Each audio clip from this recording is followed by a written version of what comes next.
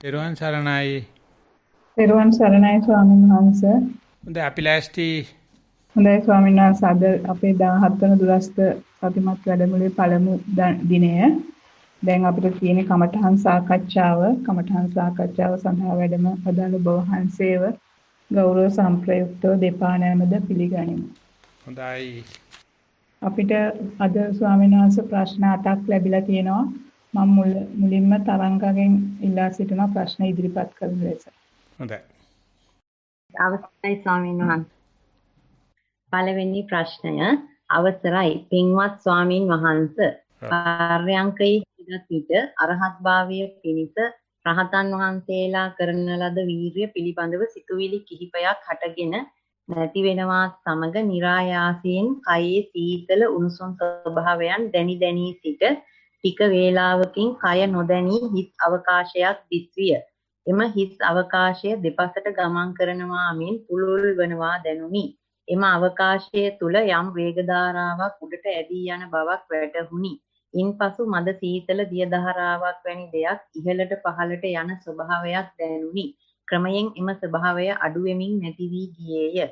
කෙල ගිලෙන ශබ්දයක්, දිග උණුසුම් රැල්ලක් දිග සුසුම් රැල්ලක් පිටවන ශබ්දයක් දැනුනි. එය දැනෙන කෙනෙක් හෝ ස්ථානයක් ප්‍රකට නොවේ.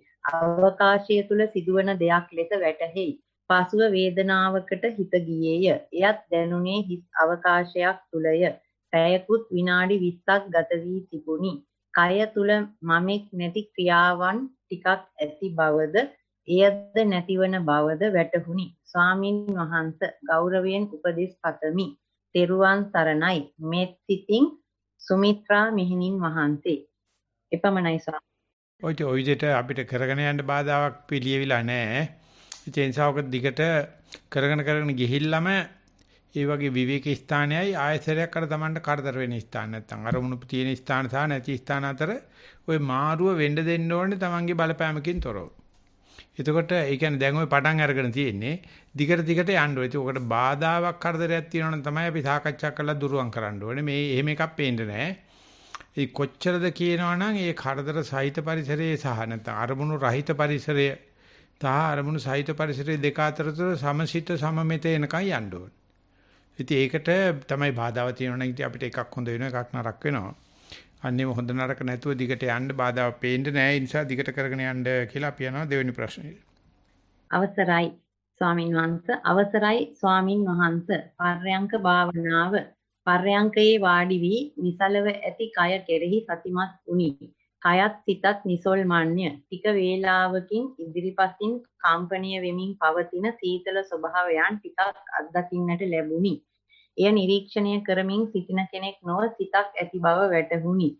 එම සීතල ස්වභාවය ටික වේලාවකින් ටීවී තිරයක ඩොට් වැනි ස්වභාවයකට පත්විය. එම ක්‍රියාව බලා සිටින සිතද ඒ ස්වභාවයන්ගේ පසුතලයේ හිඳිමින් නිරීක්ෂණය කරන ආකාරයක් දැක ගන්නට ලැබුණි.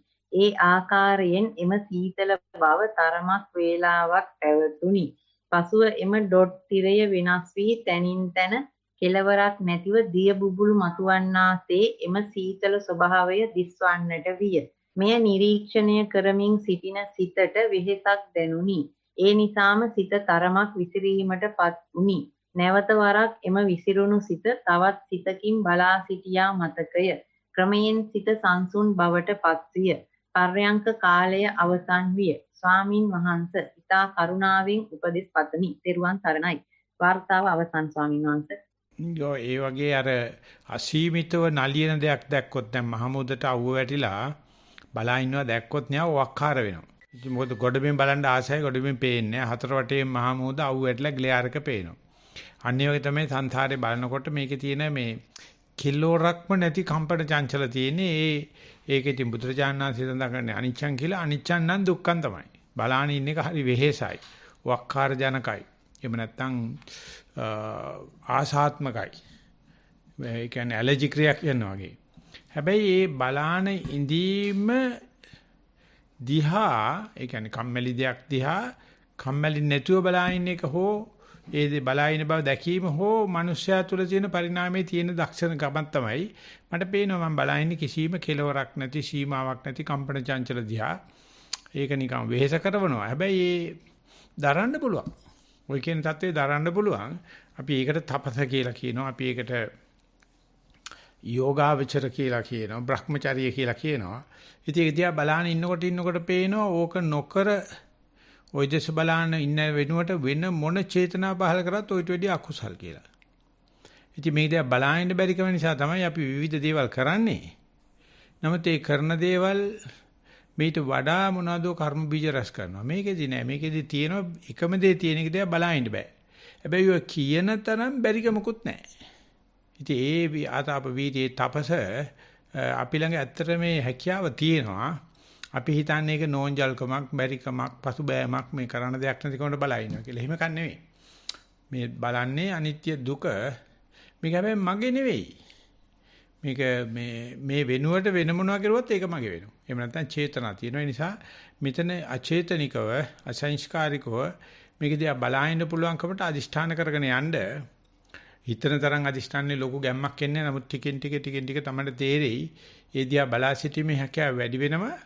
ඒකට ආනිසංශ තමයි මේ වෙනුවට මොන දේ කෙරුවත් ඒකට මමයා ඉන්නවා, චේතනා තියෙනවා, ප්‍රාර්ථනා තියෙනවා. මේක එහෙම එකක් නැහැ. නිසා මේ දෙක තේරුම් අරගෙන දිගට බලාගෙන ඉන්න කියලා කියන්න. අපි යනවා ඊගාවෙකට. එහෙමයි ස්වාමින් වහන්සේ. තුන්වෙනි ප්‍රශ්නය අවසරයි ගරුතර ලොකු ස්වාමින් වහන්සේට নমස්කාර කරමි. සක්මන් භාවනාව සුපුරුදු පරිදි ටයිල් පොළව තෝරා ගත්ෙමි. පියවර 35ක් දුර ඇවිද ගිය හැකි අයුරකින් වම දකුණ ලෙස ඇවිද ගියෙමි. එසේ පාදයේ සිට පිහිටුවා ඇවිද යද්දී දුටු අත්දැකීම් මෙලෙස අංකණය කරමි. අංක 1 ටික වේලාවකින් ඉබේ ගමන සිදුවන බව දැනුනි. අංක 2 දකුණු කකුලේ ඇදීමක් සිදුවේ. අංක 3 වම් කකුල රිදෙයි.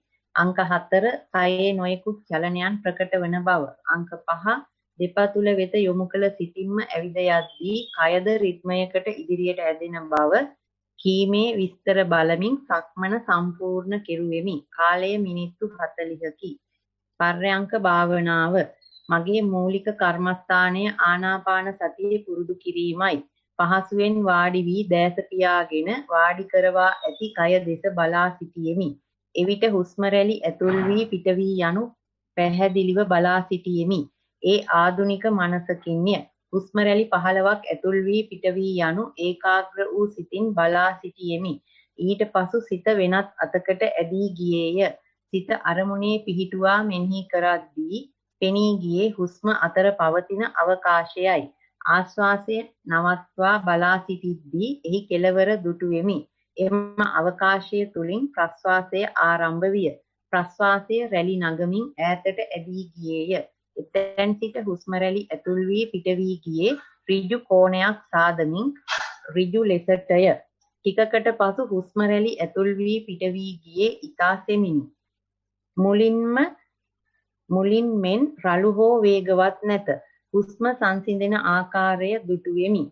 ඒ අතර කයේ වේදනාද දැනුනි. ඒවා අධික දුක්ඛ වේදනා බවද මෙනෙහි කෙරුවෙමි. කාය විඥාණය සංඥා නිකුත් කරන ආකාරයට සෝත විඥාණයද නොයෙක් ශබ්දවලට සිත යොමු කරයි. නමුත් ඒවා අතරින් මූලික අරමුණේ සිත පිහිටුවා ගැනීමට සමත් විය. ගත වූ කාලය පැය 1කුත් විනාඩි 5කි. වටිනා උපදේශක් පතමින් නවතිමි. ඔබ වහන්සේට දීර්ඝායුෂ ප්‍රාර්ථනා කරමි. ඥානා උපාසිකාව. වාර්තාව අවසන් ස්වාමීන් වහන්සේ.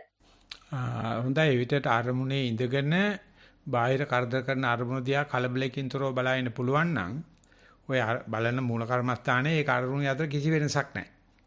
අපි අර මූල කර්මස්ථානයේ තියෙදි වෙන කර්මණක් ආපුවාම මේක හිත කරදර අරගෙන පශ්චාත්තාප වෙලා වහපියක් නැතුව ආයේ මූල කර්මස්ථානයේ එන්න තියෙන කලබලයේ ආවොත් නම් අපිට කිතාගේ හිත පිට ගියා මේ කෙලෙස් ආවයි කියලා.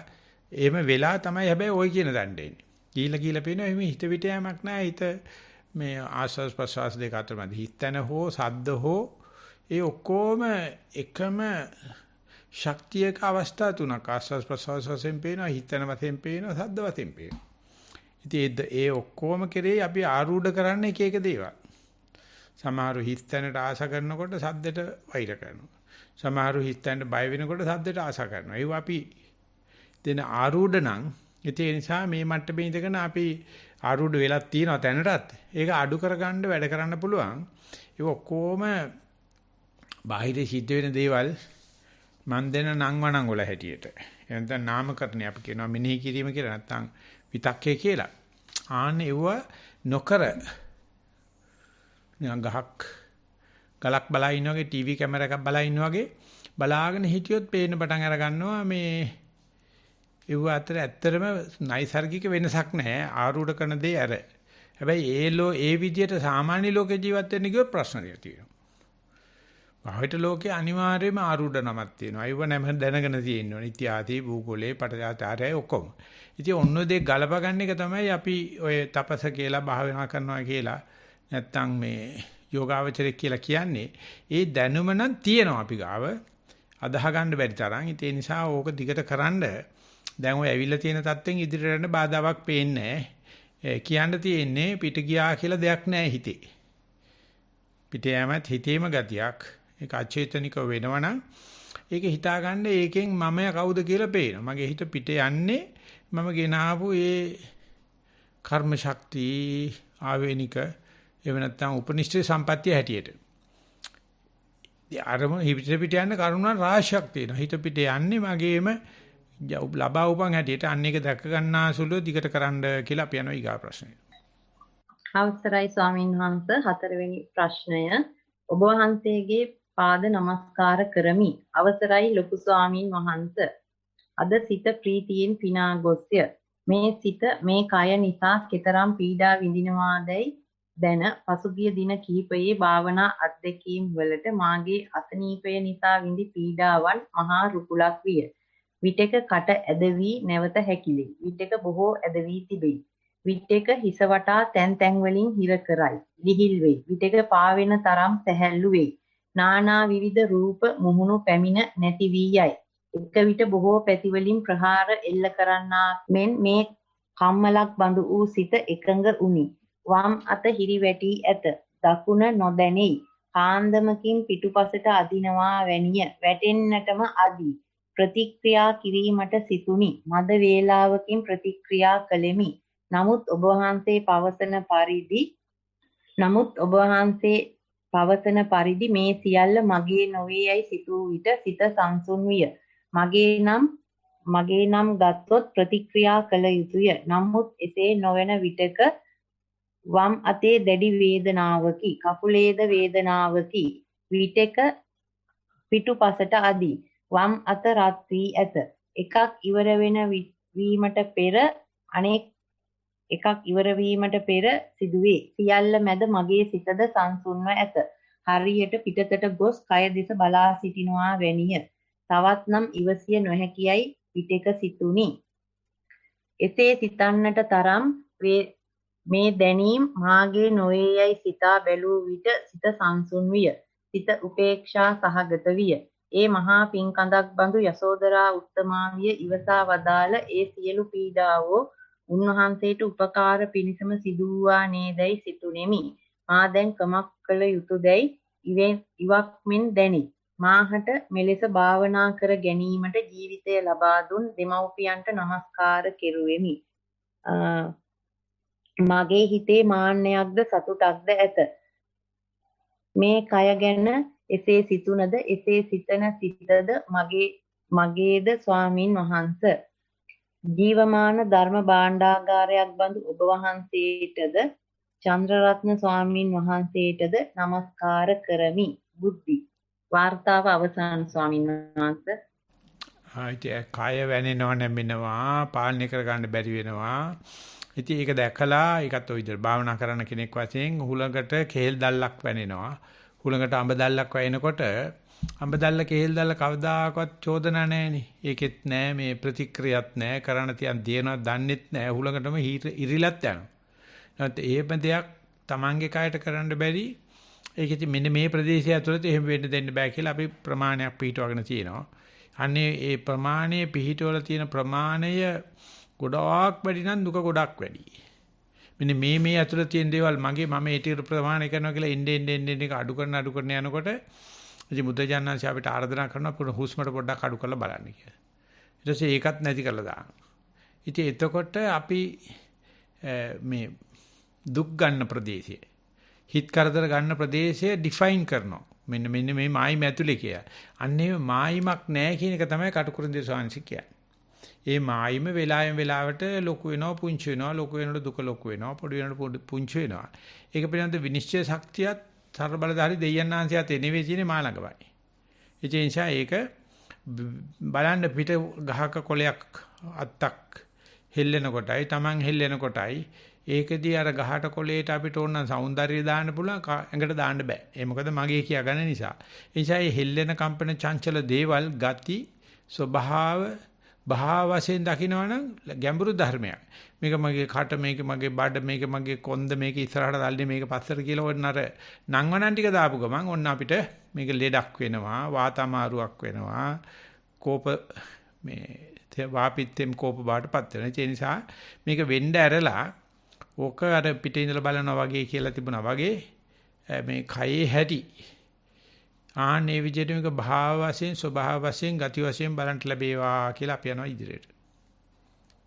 අවසරයි ස්වාමින් වහන්සේ පස්වෙනි ප්‍රශ්නය තෙරුවන් සරණයි ගරු ස්වාමින් වහන්සේ සක්මන් භාවනාව තෙරුවන් නමද සීලයක පිහිටා සක්මන ආරම්භුවා සතිමත්ව වම දකුණ ලෙස සක්මනේ යෙදුණා සතිමත් භාවය පවතින අතර අරමුණ කෙරෙහි දැනුවත් භාවය පැවතුණා කයේ පවතින දැනීම් විඳීම් දැනුවත් වෙමින් කය ඍජු බවට පත්වෙමින් දෑතේ නැවි ඇති ඇඟිලිද ඍජු බවට පත්වෙන බවත් සිරුරේ දැනීමක් ලෙස පැවතුනේ උකුල දෙසින් දෙපා ක්‍රියාත්මක වන ආකාරයටයි. එය තමා ප්‍රකටම ලකුණ. අද දිනයේ සිතක් ගැන වැටහීමක් නොමැති අතර ක්‍රියාවක් සිදුවන බව දැනුණා. සතිමත් වෙමින් බැලුවා. දැක්කේ එයයි. විවෘත පරිසරයකට මුහුණලා සිටින බැවින් බාහිර දේවල් කොතෙක් තිබුණද මද වශයෙන් හෝ දැනීමක් විඳීමක් තියෙනවා ඒවා පීඩාවක් ගෙන දෙන්නේ නැත. යමක් හඳුනා ගැනීම සිදුවන සිටිවිල්ලක් ඇති බව දැක්කා. ගිය වේලාවකට දැනෙන්නේ පිරිසිදු භාවය. පවතින දෙය මොන දේවල් ඇවිල්ලා සංකල්ප හදනවා. ඒ ඔස්සේ අපි ගමන් කිරීම සිදු වෙනවා කියලා. පටලැවිලි ස්වභාවය පැවතුනත් දැනෙන්නේ තවත් සතිමත්ව සිටිය යුතු බවයි. අවශ්‍ය උපදෙස් දෙනමින් කාරුණිකව ඉල්ලමි. ඔබ වහන්සේට සංවිධායක මඩුල්ලට පින් සිදු වේවා. නිවනෙන් සැනසේවා. වාර්තාව අවසන් ස්වාමීන් වහන්සේ.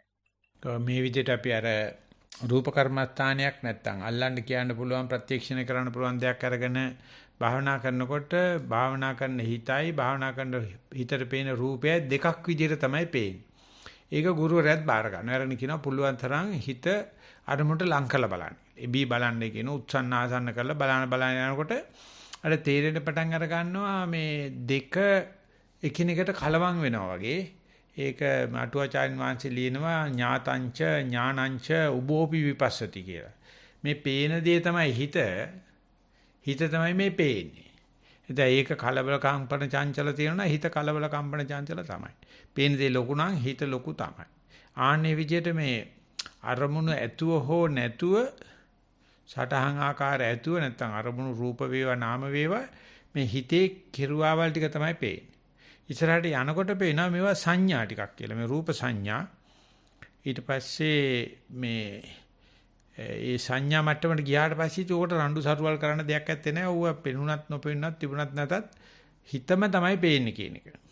ඒකට වෙනකොට හැබැයි විපස්සනාවේ ওই බල විපස්සනා මට්ටමට ඇවිල්ලා එයා තේරුම් අර ගන්නවා නාම රූප පරිච්ඡේද ඥාන කිව්වට තේරෙන්නේ රූප නාම පරිච්ඡේදයෙන් තමයි කියලා. රූපයක් අල්ලන රූපේ ගෙවම් කරන යනකොට ඉවර වෙන්නේ ඒකට බලපාන නම නැත්නම් ඒකට බලපාන ඒක දකින්න හිත දෝ මේ පේන්න හදන කියන අද විද්‍යාවට වෙලා තියෙන එක තමයි. බලන විද්‍යාඥයාට උගේ පිස්සුව පේනවා. උගේ මෝඩකම පේනවා. දැන් කියා ගන්න විදියක් නැතුව ඉන්නේ. ඔච්චර කාල විද්‍යාඥයෝ කියන්නේ දක්ෂයෝ කියලානේ හිතානේ හිටියේ. දැන් පේනවා මට බලන්න ඕන දේ පේන නිසා wherever you go there you are. What you see that you are කියලා කියන. ඒකේ බුදුරජාණන් බොහොම කල්ලාතුව කියලා තිබුණා. ඉතින් අපි මේක අපේ ගොඩේ තාලට තේරුම් ගන්න මේ පේන අරමුණෙන් තමයි භාවනා කරන හිතේ ස්වභාවය සහ භාවනා හිතේ පරිණාමය රචනය චරණය බලන්නේ. ඒ නිසා හොඳට ඒ දක්නාසුලුව අරමුණු වශයෙන් පේන්නේ හිතමයි කියන විදිහට වගේ සුතමේ ඥානයකින් දිගට භාවනා කරන යන්න හිත තත්ත්වගත කරනව නෙවෙයි. එතකොට හරි ලේසි ඒක නිකන් මේ පරිශීලනයක් කරන්න වගේ එහෙම නැත්නම් මේ ඔබ්ජෙක්ටිව් බලන්න පුළුවන් ගතියක් එනවා. අන්නේම බලන්න දිගට එතකොට කමඨාන් සුද්ධ කරන දෙයක් නැහැ. Tamanට මේක තේරෙන්න පටන් ගන්නවා. අපි යනවා ඊගා ප්‍රශ්නෙට. අවසරයි ස්වාමින් වහන්සේ 6 වෙනි ප්‍රශ්නය. තෙරුවන් සරණයි. ගෞරවනීය ස්වාමින් වහන්සේ සක්මන් භාවනාව ගේ වටා ඇති සෙමෙන්ති පොළොවේ සක්මන ආරම්භ කරන්නට යෙදුනි. සිත සතිමත්ය. දෙපා වෙත හොඳින් යොමු වී ඇත. පාන්දර යාමය නිසා වැසි සහිත දිනයක් නිසාත් පොළොවේහි සිසිලස හොඳින් පයට දැනේ. දෙපාවල උණුසුම් බව සිසිල් සුළඟේ ගැටීමත් සමග හොඳින් ඇදැනි. දෙපයේ ඇඟිලි තුඩු පොළොවේහි ගැටීම වැලි පොළොවට වඩා තියුණුය. සිතුවිලි සිතට නැගුණ විට එය මෙනෙහි කරමින් සක්මනෙහි යෙදේ. වටපිටාවේ ඇසෙන ශබ්ද බාධාවක් නොවේ. වෙහෙසක් දැනෙන විට සක්මන කෙලවර මදකට නැවතී කය දෙස බලමි. දෙපය හොඳින් පොළවට ස්පර්ශ වී ඇත. ආශ්වාස ප්‍රශ්වාසයේද දැනේ. දීර්ඝ හුස්මක් ආශ්වාස කිරීමෙන් අනතුරුව නැවත සක්මන ආරම්භ කරයි. මෙසේ සක්මනට තරමක වේලාවක් ගත වුණි. පය ඔසවා නැවත තැබීමේදී පොළොවේහි ගැටෙන ඇඟිලි තුඩු හිරිගතියකින් යුතු බවට වැටහි යයි. යටිපතුල් වල මස් පිඩු පොළොවේහි පය තබන විට තෙරපෙමින්ද ඔසවන විට ඉන් නිදහස් වෙමින්ද ඉදිරියට තැබේ. පැයක පමණ කාලයක් ගත වූ නිසා සක්මන අවසන් කළෙමි. පර්යංක භාවනාව අදිෂ්ඨාන කිරීමෙන් අනතුරුව පර්යංක භාවනාව සඳහා ඉඳගත්ෙමි. හොඳින් සතිමත් වෙමින් හිඳුවා තිබූ කයේ සිට හොඳින් සතිමත් වෙමින් හිඳුවා තිබූ කයේ හිස සිට දෙපතුල තෙක් සිත යෙදුවෙමි. නාසය අග හුස්ම රැල්ල සිහින්ව දැනුණ හේයින් ඒ දෙස සිත යොමු කරන්නට විය. හුස්ම රැල්ල ඊතා සියුම් ලෙස නාසය අග ස්පර්ශ වනු දැනි. ප්‍රස්වාසයේ ඊතරම් ප්‍රකට නොවිය. ඒ දෙසම බලමින් තරමක වේලාවක් නිරීක්ෂණයේ යෙදුනි. නිසලව තිබූ කය කීප වතාවක් ඉදිරියට කඩා වැටුනි. සිත සතිමත්ව තිබුණි. මෙසේ ටික වේලාවක් ගත විය. මා ඉදිරියේ විශාල ආලෝකයක් විය. ඒ තරමක වේලාවක් පැවතියද අනුග්‍රහ නොදැක්වීමි. ඒ සමගම මගේ දකුණත විසිවී යනු මට දැනුනි. ඒ දෙස විමසිලිමත් වන්නට විය. අත උකුල මත රැඳී තිබෙනු දැනි. නැවත නාසය අගට සිත යොමු වන්නට විය. ආශ්වාසය නොදැනෙන තරමට සියුම් වී ඇත. නැවතත් හාත්පස ආලෝකය පැතිර ඇත. එය ටික වේලාවක් පැවතියද අනුග්‍රහයක් නොදැක්වීමි. වර එක වම් කම්මුලෙහි සතෙකු දුවනු දැනේ. ඒ දෙස සිත යෙදුවද ක්‍රමයෙන් පහව යන්නට විය. නැවතත් මුහුණ ඉදිරියේ විශාල ආලෝකයක් පැතිර ඇත. රන්වන් පැහැයෙන් යුතු එය පියාගෙන ඇති දෑසට තරමක් අපහසු තරම් විය. මෙසේ සිටියදී දනහිසේ සිහින් වේදනාවක් දැනෙන්නට විය. ඒ දෙස බලා සිටියෙමි. එය ක්‍රමයෙන් වර්ධනය වී දනහිස පුරා පැතිර යමින් වේදනා දෙන්නට විය.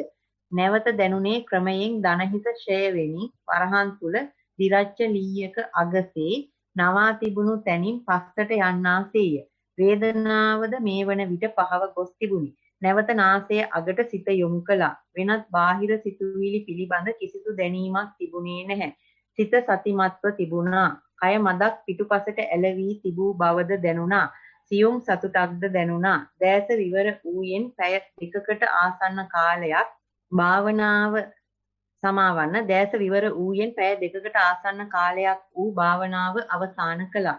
ගෞරවනීය ස්වාමින් වහන්සේ මෙම භාවනාව තවදුරටත් කරගෙන යාම සඳහා කාරුණික උපදෙස් ලබා දෙන සේක්වා. ඔබ වහන්සේ නිදුක් වේවා, නිරෝගී වේවා, උතුම් නිවනින් සැනසේවා. සැමටද නිවන් සුව වේවා. තෙරුවන් සරණයි. වාර්තාව අවසන් ස්වාමින් වහන්සේ. මේ විදිහට සක්මන්ට පස්සේ පරියන්කට ආයෙත් පස්සේ ඊටත් පස්සේ සක්මනක් කරන්න පුළුවන් නම් ඊටත් පස්සේ පරියන්කයක් කියන්නේ දිගට සක්මන සහ පරියන්කය අතර සතිය දිගට පාත්තගෙන යන්න පුළුවන් නම් ওই අත්දැකීම් ටික පුදුම විදිහට නිකන් මණ්ඩි බෙදෙනවා වගේ එකතු වෙන්න පටන් අර ගන්නවා. ඔය එක දෙක කියන්න විශේෂ කියන්න දෙයක් නෑ. ඔය විදිහටම තමයි කෙරෙන්න ඕනේ. මේ අඛණ්ඩභාවය තමයි අවශ්‍ය කරන්නේ. මුලදී ගැම්ම ඕනේ. දිගට කරගෙන යන්න ඕනේ. පරියන්කෙන් ගත්ත සතිය සක්මන්ට, සක්මනේ සතිය පරියන්කිට කරලා අන්නේ දිගට ගෙන යෑමේදී අපිට පොඩි උනන්දුවක් දෙන්න වෙනවා. දැන් මමයට වැඩක් තියෙනවා ඒතන. අම්මට පොඩි කාර්ය වැටෙන්න දෙන්නේ නැතුව දිගට ඇවිදිනවා වගේ කලියුත්තක් මමයාගේ වැඩක් තියෙනවා. ඒක ගියාට පස්සේ තමයි ඒ ටිකත් ඉබේම කරන තත්වයකට එන්නේ. ඒ නිසා මේ වෙලාවේදී අඛණ්ඩ ඒකට කියන්නේ සතතාභ්‍යාසය කියලා දිගට එකට පස්සේ එකක් දිගට කරගෙන යෑමේ හැකියාව බලලා තමන්ගේම භාවනා ජීවිතයට අනුග්‍රහ කරන්න කියලා අපි යන ඊගා ප්‍රශ්නේ. Next two reports are in English, Swamin Wahansa. Dear Venerable Bhante, I have been trying to maintain my awareness throughout the day for the last couple of weeks. The mind and the body feel light and focused most of the time, and there is natural happiness associated with this. Despite that, from time to time, I feel very subtle but clear fear, discomfort in the body and mind. I cannot separate these sensations as bodily or mental fabrications, but they do not last long. They sometimes come as a momentary lighting sensation and disappear within a very short time. This happens throughout the day. During the previous few days, there were prolonged periods of burning sensations or agitation, mostly around the stomach area, but now they are much short-lived and subtle.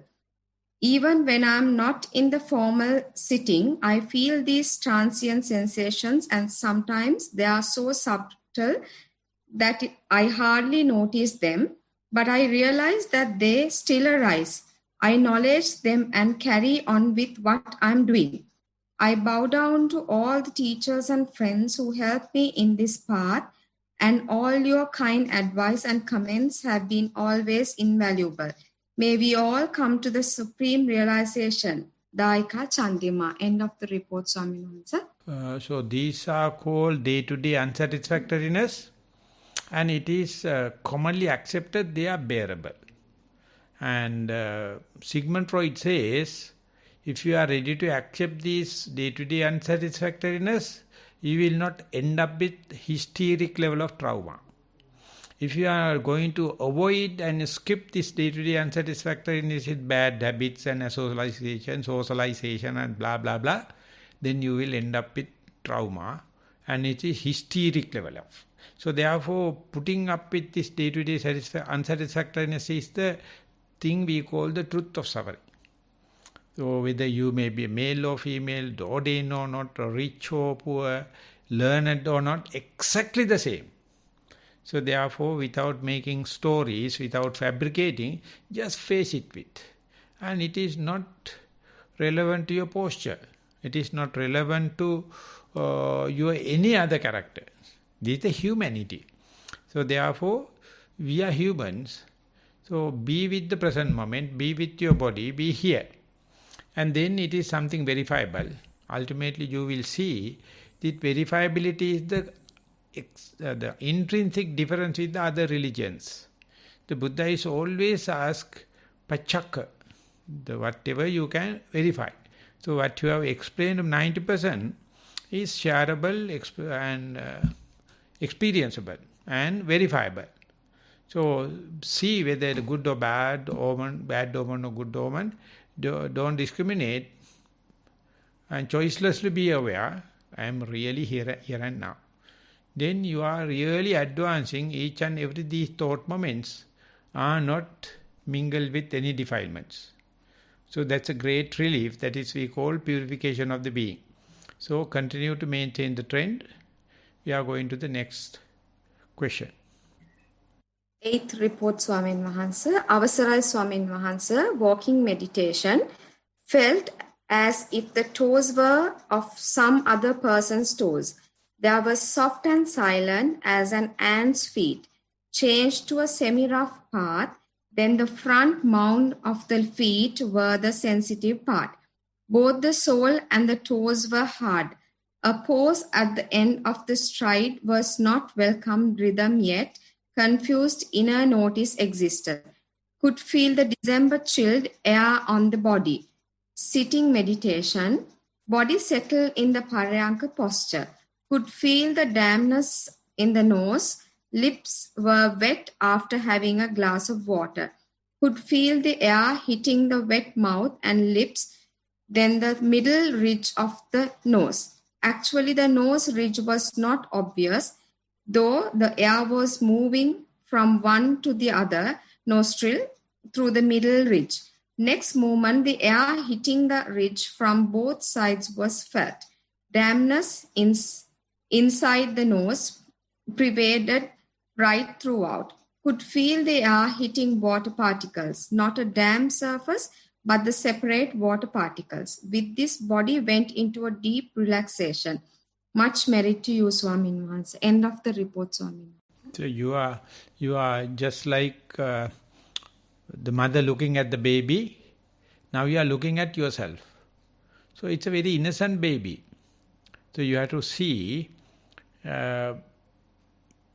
with compassion, that, or with loving kindness, that is to say, not to disturb it, not to give any judgmental, just see it. What an innocent entity. If you are becoming just an observer, if you be a neutral observer, the body-mind phenomena is quite natural, quite innocent. As far as you are innocent, you are in the paradise. Moment you try to be myself, you are deprived of the paradise. So easiest way to go to the paradise is innocence. That is why we call child-like psychology. Not the childish psychology, child-like. They are very innocent and making the society and making the world very peaceful. So it is our intrinsic nature. But we have our adamant and forceful part. Just forgive and forget about that. Whenever possible, look at yourself as your mother looking at the first child, and you can see, and later you will understand exactly the same with other people. Unfortunately, they are not looking at their present moment. Thanks to the Buddha, we try our best. Occasionally we do naughty things, no problem. But mostly we are innocent. So this is a very good cross-section. So be compassionate with yourself, be friendly with yourself, observe as much as possible as a neutral observer, and then later it will take the helm, and control the situation for the betterment of you. For the moment, you are the doer, but anyway, taken back or come to the back seat and observe yourself and report it just like you have done. Then the communication will take place, and then meditation will be very, very natural. That is my remark. That's all for today's Swamin Wahanse. Okay, අපිට තව විනාඩි 20ක් විතර තියෙනවා. එනකොට අපි මෙතනින් නතර කරනවා. මේ කවුද ප්‍රියංකා? ස්වාමීන් වහන්සේ එක අතක් එසවිලා තියෙනවා දැන්. උඹ ඉතින් එක එකාට එන්න කියපන්. කවුද ආවේ? මහේෂ. කොහොමද අවසර දෙනවද? මහේෂ. ඒ කියන්නේ ඕමන් කෙල්ලද? මහේෂ. ඕස්ට්‍රේලියාද දන්නේ. හරි විනාඩි 5ක් දෙනවා වැඩිම හා. මහේෂ අන්මියුට් කරලා කතා කරන්න. අවසරයි ස්වාමීන් වහන්සේ. ඔව්. පොඩි සිලි ප්‍රශ්නයක් කියලා හිතෙනවා. නමුත් මේක මම අහන්න කියලා හිතන්නේ. හරි ඔක්කොම පලිප්පු තීදි ප්‍රශ්නේ කියන්නකෝ. මේ ස්වාමීන් වහන්සේ මේ දැන් අපි මේ මෙඩිටේෂන් කියන්නේ සිත දිහා බලාගෙන දවස පුරා කාලය ගත කරන්න උත්සාහ කරන අතරතුර දැන් අපි කර හිටපු වැඩ තියෙනවානේ. දැන් ඔය ඉඳලා හිටලා නෙමෙයි නිතර කෝල් කරනවා ලංකාවේ ඉන්න නෑදෑයොන්ගේ හරි ගුරුවරුන්ගේ විශේෂයෙන්ම ගුරුවරුන්ගේ තමයි සුව දුක් ਵਿਚාරන්න. මොකද ඒගොල්ලන් දැන් වයස හින්දා. ඒක පුරුද්දක් විදියට කර හිටියා මම. දැන් මට ඒක වෙලා තියෙන එක දැන් කතා කරාම ඕක කතා කරන්නේ පරණ දේවල්නේ. පරණ ඉස්සර කරපුවා ඒවා මේවා ඉතින් එන ආවර්ජනයක් කරලා ඉතින් ඒවා අහගෙන ඉන්නවා මම. ඒගොල්ලන් කියනවා මම අහගෙන ඉන්නවා. දැන් මට ඒක කරන්න ටිකක් කම්මැලි. මේ මට හිතෙනවා දැන් ඒක කරාම දැන් මට ඒවා මතක් වෙනවා. ඊට පස්සේ ඒක මට පොඩි ඒක අපහොත් ඉතින් එනවනේ හිතට.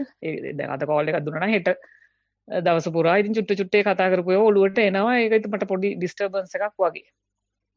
නමුත් අර දැන් බැඳිලා තියෙන හින්දා මේක කරන්නත් වෙලා තියෙනවා. ඉතින් ඒක නොකරනවද කරනවද ඒක කොහොමද ස්වාමීන් වහන්සේ මට උපදෙස් කොහොනේ ඒක බැලන්ස් හැලෙනවනේ කරගන්න. හැලෙනවනේ හැලෙන්න අරින්න. ඕගොල්ලෝ ඒ කරන්නේ අර මිනිස්සු කරදර කරන එක. පිටරට ගිහිල්ලත් අපිට කරදර කරනවා. කරබන් හිටපල්ලා කොබලා කී රටේ තියෙන දේ පරිප්පුවක් කාලා. හරි ලොකු උදව්වක් කියලා හිතනවා මේ වැඩි හිටියන්න කතා කරන්නේ කියලා. සමහර වැඩි හිටියන ඇත්තටම කම්මැලිකමට බුලත් විලා පාපා කතා කරේදී මම දන්නේ මට කතා කරනවා මට පිහියෙන් අයින්නවා.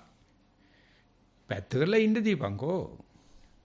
හැබැයි උඹ ගොයියෝ උඹ කතා කරලා මහේෂ බලපන් උඹ තනි වැත්තිච්ච වෙලාවට උඹට හැම පැත්තෙම අයින්නවා උදේට කසපාර 300යි දවල්ට කසපාර 300යි රැයට කසපාර 300යි.